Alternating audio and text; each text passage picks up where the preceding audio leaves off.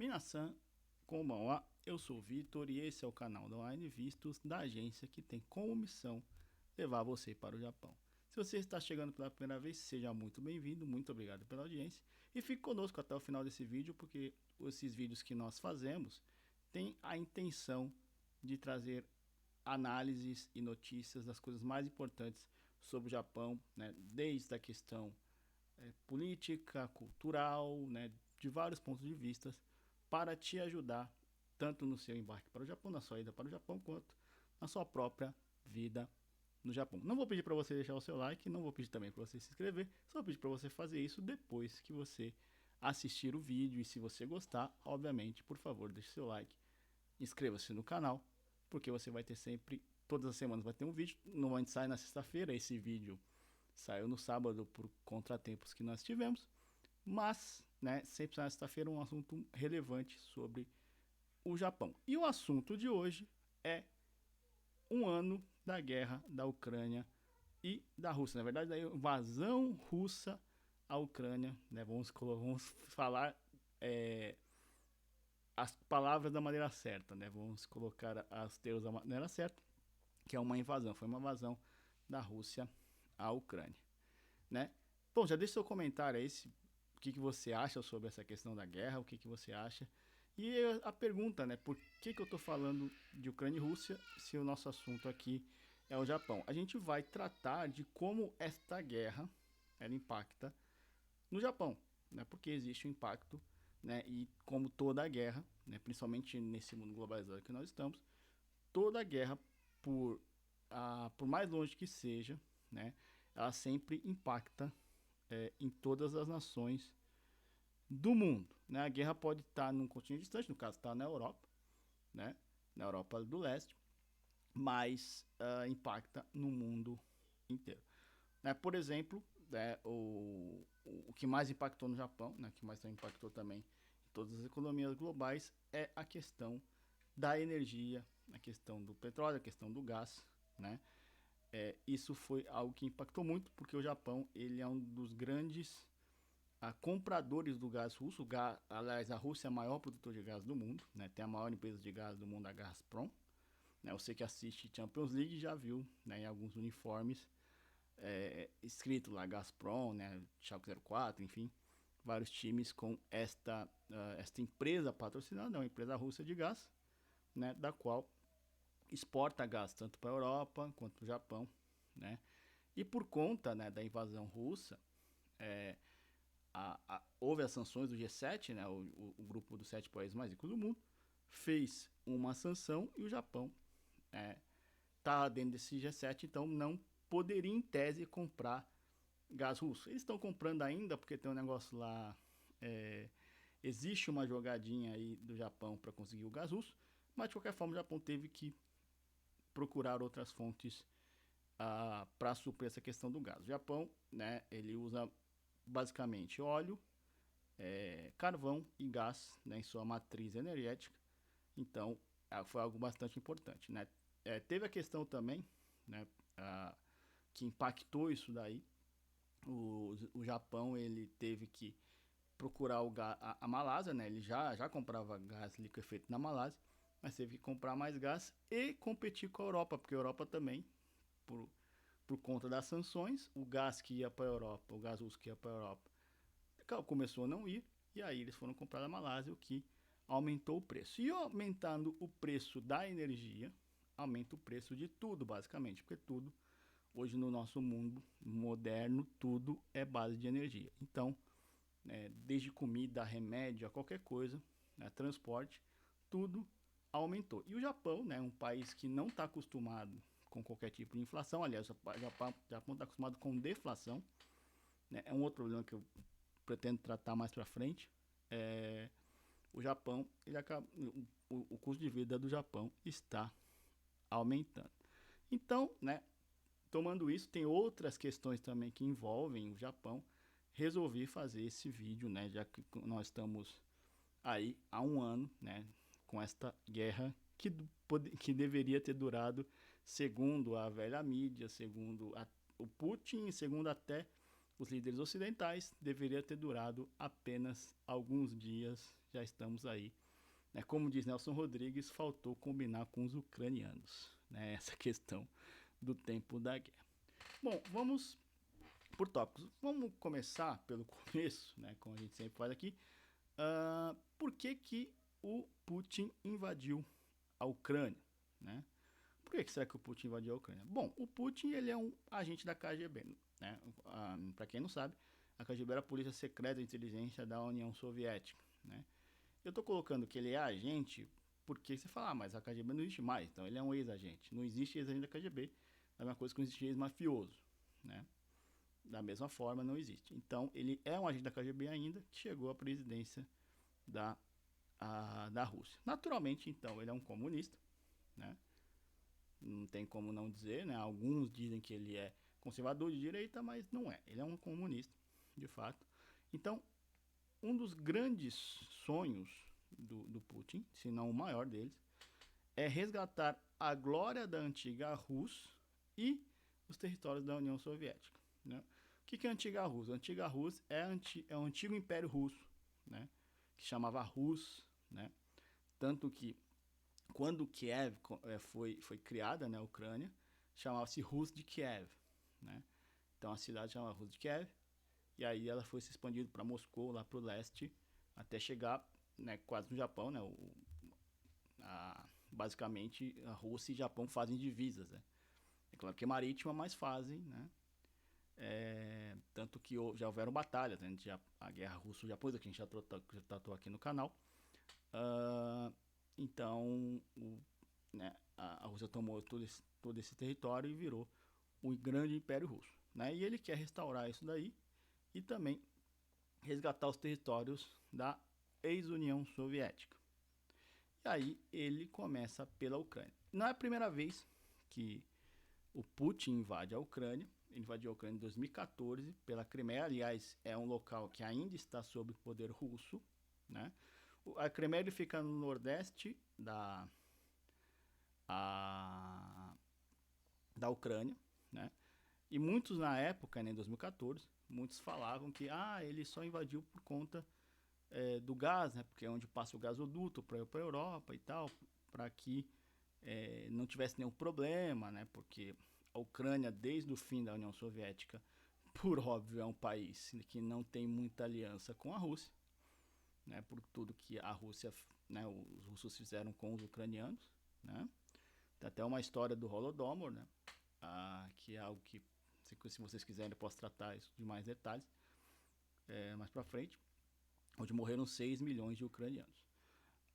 Só que não era o caso, né? O Putin, ele acredita que, né, a Rússia, ela tem jurisdição sobre esse território, ou seja, né, tanto a Ucrânia quanto a Moldávia, quanto todos os países que eram, né, da União Soviética e os países satélites, né, Polônia, República Tcheca, né, Croácia, aqueles países, né, que era a Yugoslávia, todo mundo ali do leste europeu, ele acredita, né, que todos esses países são de herança russa, ou seja, esses países devem ser controlados pela Rússia, e é isso que ele quer retomar, né?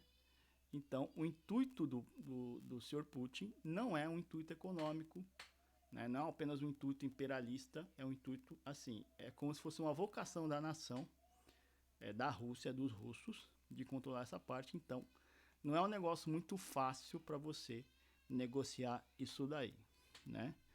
O Putin acredita que um dos maiores erros da história, né, da história mundial, foi o fim da União Soviética, né? Porque por conta, né, desse background que eu acabei de dar para vocês, ele acredita que a a Rússia deve governar esses países, esses territórios e tal, então eles não devem ficar a mercê, quer dizer, esses territórios devem ficar à mercê da Rússia e a Rússia deve controlá-los, eles não podem ser independentes.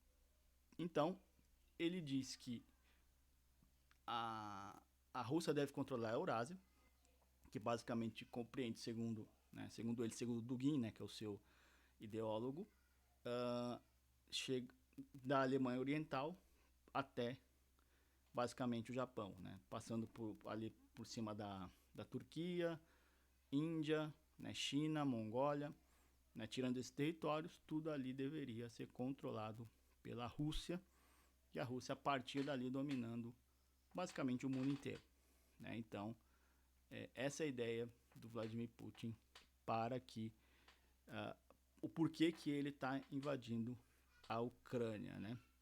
Então, isso mostra que não é a negociação de paz não é um negócio fácil, não é só uma questão de, toma esse território aqui, esse negócio econômico vai ficar para você, vai ficar para a Rússia, não sei o quê. Não tem nada só a ver com isso. Tem a ver com a dominação da própria terra, né? Então, não é algo que facilmente o Putin vai querer abrir mão. Bom, e esse conflito, ele criou, na verdade criou não, ele reordenou de maneira mais clara a Guerra Fria 2.0, vamos dizer assim, né?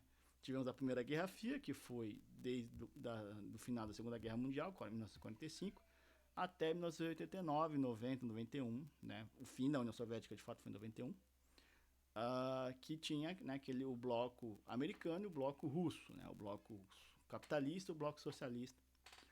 Então se dividiam ali o mundo, né? Cada país meio que ia para um bloco ou para o outro, né?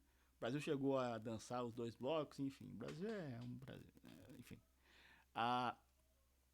Mas esses blocos nunca se desfizeram totalmente, né? Tinha sempre uma organização ali. Alguns aderiram, né? Por exemplo, todos os países do leste europeu agora são, digamos, do bloco ocidental, né? Até porque culturalmente faz muito mais sentido, né?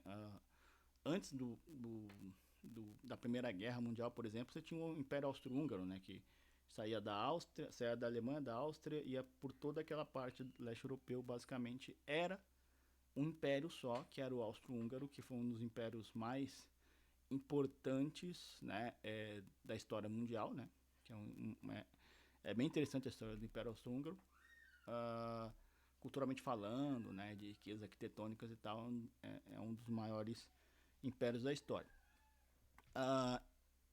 Então faz muito mais sentido eles ficarem no Ocidente do que ficarem, né, com os russos. E aí, né, temos o bloco, né, basicamente o bloco da OTAN, que é Europa, né, Estados Unidos e Japão, né, vamos dizer assim, só para simplificar aqui. E tem o bloco, né, eurasiano, que é a Rússia, a China, alguns países do Oriente Médio ali, né, o que a gente chama de Califado Islâmico, né, que Irã, Iraque,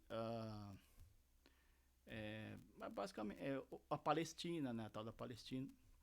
Então são esses países que houve esse bloco, essa subdivisão de blocos, né? Só que esse bloco eurasiano é basicamente hoje capitaneado por Rússia e por China, né? E a Rússia e a China, elas estão de mão dada, assim, tipo, é Beto e Romário, os dois, tipo, uma dupla, né? Bate em Robin, uma dupla infalível, né? Tanto que o Putin, né, foi no Global Times, né? O Global Times é o jornal do regime chinês, né? O jornal que fala as coisas do regime, e ele escreveu um artigo para o Global Times dizendo que a aliança entre Rússia e China nunca esteve tão forte, né? Então, ou seja, há uma grande aliança entre esses dois países, né, os quais estão tentando meio que dominar o mundo, meio que estilo pique cérebro, só que esse dando muito mais certo, né? Eles fazem uma dobradinha, né? A China basicamente é o braço financeiro do negócio e a Rússia é o braço militar, né? E eles trabalham em duplas da seguinte forma. Como é que eles fazem? Em países, né, que a China, né, não tem uma boa fama, a Rússia vai. Em países que a Rússia não tem uma boa fama, a China vai, né? Por exemplo, no leste europeu tem muito investimento chinês acontecendo, né? É o tal do Belt One Road, né?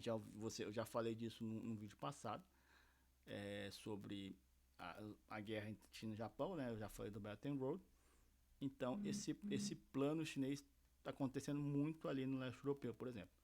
Num país da América do Leste, né, um país chamado Brosel, não sei se vocês conhecem, nesse país acontece um negócio meio sui generis, né, porque entre os dois, mais ou menos, porque em algumas partes são mais afeitas à China, algumas partes são mais afeitas à Rússia. Até inventaram, né, que o Putin era o salvador da pátria, né, do país, né, de direita, conservador, não sei o quê, e tal, tal, tal. Então há há essa jogadinha entre os dois, para que eles possam dominar cada vez mais países, né, através de influência, através da parte militar e, obviamente, da parte financeira. Né? Então, esses dois países estão tentando tomar ali. Tanto que a África, se você pegar hoje a África e a América do Sul, quase todos os países têm uma influência ou chinesa ou russa atuando para que haja essa coexistência, né, para que eles tenham um domínio maior do mundo. Essa aliança também ela se mostra nas ameaças ao Japão e Taiwan. Né? Então, os unidos, né, do eurasianismo, né, pegando o espírito carnavalesco, né, os unidos do eurasianismo, eles vêm contra o Japão e fazem várias provocações. Né? Tanto que no final do ano passado, houve pelo menos dois exercícios, né, militares marítimos, né, que foi feito pela China e pela Rússia, que eles entraram, né, com navios, né, com porta-aviões no território marítimo japonês, coisa que não pode fazer. Eles chegaram até a passar entre a Honshu, né, que é a ilha principal do Japão, e Hokkaido, né? Tem um estreito ali, né, que dá para passar as embarcações, eles passaram ali no meio. Eles não podem fazer isso, né? Só que eles estavam tentando provocar para ver se o Japão retaliava e aí, digamos, eles tivessem sinal verde para fazer algum tipo de ataque ou, né, enfim, ou eles poderiam aplicar o Conselho de Segurança da ONU, falando que eles estavam em paz, e o Japão os atacou de maneira indevida, né? Então eles estão fazendo esse trabalho, né? Fora isso, você tem os mísseis norte-coreanos que são jogados, né, sobre o Japão, os testes são feitos sobre o Japão, a fim de provocar também, né? A Coreia do Norte, ela é basicamente um cachorrinho na mão da China, né? Ela é um cachorro que a China usa conforme quer. Então, a utilização, né, desses mísseis, eles são para provocar o Japão, a fim de usar nessa questão da guerra. E recentemente também, o Ministério de Defesa russo, eles soltaram uma nota, né, criticando o Japão por estar aumentando o seu gasto com as forças de defesa do Japão. Né? O Japão hoje não pode ter um exército, digamos, próprio, mas tem as forças de autodefesa, ou seja, o Japão eles podem, na hora que eles sofrerem um ataque, eles podem, obviamente, se defender. Né? Então existe essa defesa, né? Muita coisa dessa defesa é americana, tá? Mas o Japão tem essa defesa. E o Kishida já falou que vai aumentar assim, em 50% até 2049 o aumento com a defesa japonesa. Até, né, com todas as ameaças, precisa se defender. O Japão hoje tem, por exemplo, a segunda maior número de caças do mundo, né, de F-22. O Japão comprou bastante dos Estados Unidos. Hoje, fora os Estados Unidos, o Japão é o país que mais tem F-22 no mundo. E o Japão tem uma defesa náutica bem interessante, bem importante. E, obviamente, por ser uma ilha, né, tem essa vantagem tática na hora de qualquer batalha. Né? Então, o Kishida aumentou esse valor, né, de gasto para 315 bilhões de dólares. E os russos não gostaram, porque os russos, coligados com os chineses, querem enfraquecer o Japão de alguma forma para que o Japão não seja uma ameaça. Né? E aí eles estão tentando fazer isso para ver se eles conseguem de alguma forma tomar Taiwan e continuar a dominação no mundo, né? Muitos cogitavam até, na época que aconteceu a invasão da Ucrânia, que acabando a invasão da Ucrânia, logo depois a China atacaria Taiwan. Só que não combinaram com os ucranianos, porque eles acharam que a invasão da Ucrânia ia ser muito rápida, né? Só que não combinaram nem com os ucranianos, nem com São Miguel Arcanjo, né, que é o padroeiro de Kiev, e a Ucrânia resiste bravamente até hoje, né? O Volodymyr Zelensky, né, Volodymyr Zelensky, o presidente ucraniano, né, bem no comecinho da guerra, ele foi convidado por Biden, acho que o Boris Johnson também, né? Falou, não, eu mando para você um avião, sai daí, não sei o que tem. Ele falou assim, não, eu não preciso de carona, eu preciso de armas. Eu preciso defender o meu país. O Volodymyr Zelensky tá lá, né, de maneira, de maneira grandiosa, de maneira heróica, defendendo o seu país, né?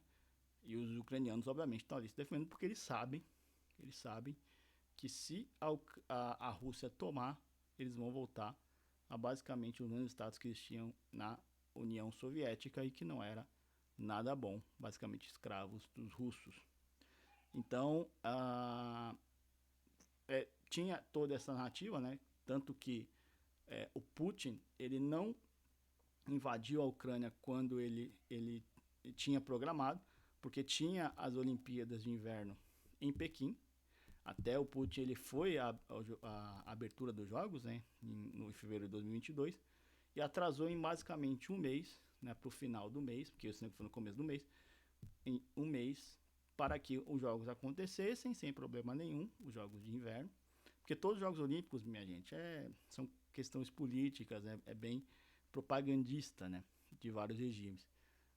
Por isso que eles fazem questão. Catar, por exemplo, teve a Copa agora de 2022, a mesma coisa. E aí faz com que. E aí o Putin atrasou esse mês, porque eles têm essa forte aliança. Aí achavam que a China, né, porque se a Ucrânia fosse tomada rapidamente, fala, opa, tá legal, então eu vou ali também tomar Taiwan, que é mais ou menos a mesma ideia, né? Porque a China crê que Taiwan é China, né? Não é um outro país. Mas, com todo esse atraso, a China botou a sua baba de molho e falou, não, vamos ficar tranquilo aqui, não vamos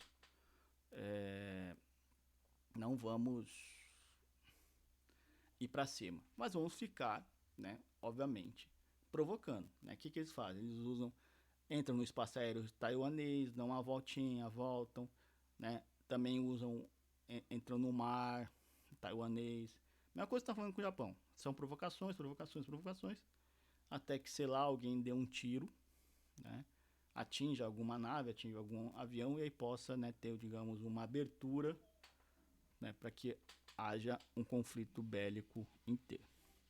E qual será o futuro desta guerra, né, que está incomodando todo mundo, né, que atrapalha o mundo inteiro? Bom, o futuro é incerto, né, como relatei para vocês. A ideia do Putin, aliás, tem dois livros aqui, estou colocando aqui, ó, que são bem interessantes. Tem esse aqui, O Desinformação, do coronel Yomi Pachepa, né? Ele foi tenente general, no caso, né? Ele foi tenente general por muito tempo na desinformação russa. E esse livro, Meias Verdades, Velhas Mentiras, do Anatoly Golinsky, que também trabalhou na KGB por muito tempo, né? Na verdade, o Yomi Pachepa ele é romeno, ele trabalhou na Romênia, né? Na Polícia Secreta Romena, né? Que colaborava, né, com a Rússia na época da União Soviética. E eles usam, né, de artimanhas para mudar a história, né? A desinformação ela nunca é um prato cheio de mentiras.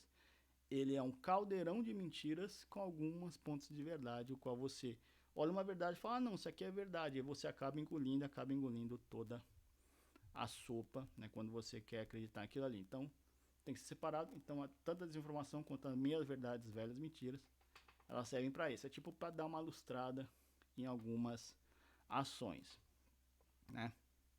Então, a ação do o Putin, ele ilustrou essa ação dizendo essa questão da vocação russa, né? Mas, na verdade, o cara quer só tomar as coisas e mandar em tudo, né? Ele só quer dominar o mundo. É basicamente a ideia do Putin é essa, então ele fica colocando essas desculpas pra galera receber e falar, não, verdade, né? A Ucrânia deve ser russa. E todo mundo achar que não, ele vai tomar a Ucrânia e vai parar. Não vai parar. Né? Tanto que ele já está pensando em tomar a Moldávia, que é um país do lado da Ucrânia, um pouquinho mais pro lado.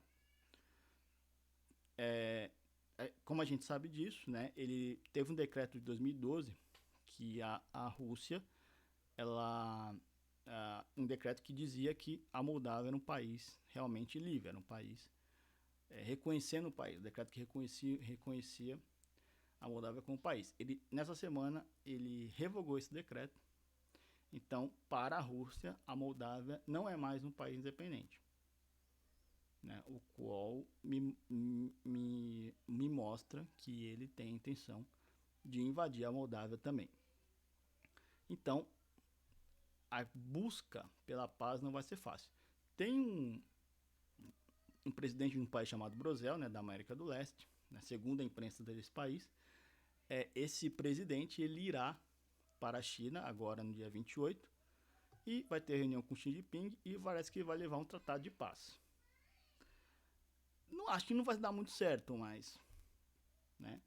Então eles vão tentar fazer ou pode fazer uma jogadinha, não, vamos deixar tá complicado na Ucrânia, vamos deixar a Ucrânia um pouco de lado, vamos tomar a Moldávia, né? Depois, enfim, tudo baseado nisso aqui, ó, desinformação e meias verdades, velhas mentiras, né?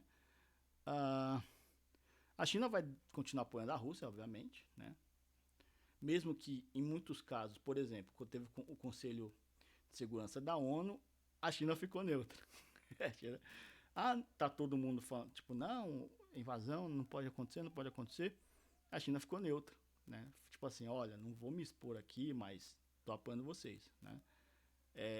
Por exemplo, todo o gás que a Rússia não vendeu para a Europa, vendeu para a China. Acabaram de terminar um gasoduto, né, que saía da Sibéria e ia para a China. E muitos locais da Sibéria estão basicamente sendo colonizados por chineses.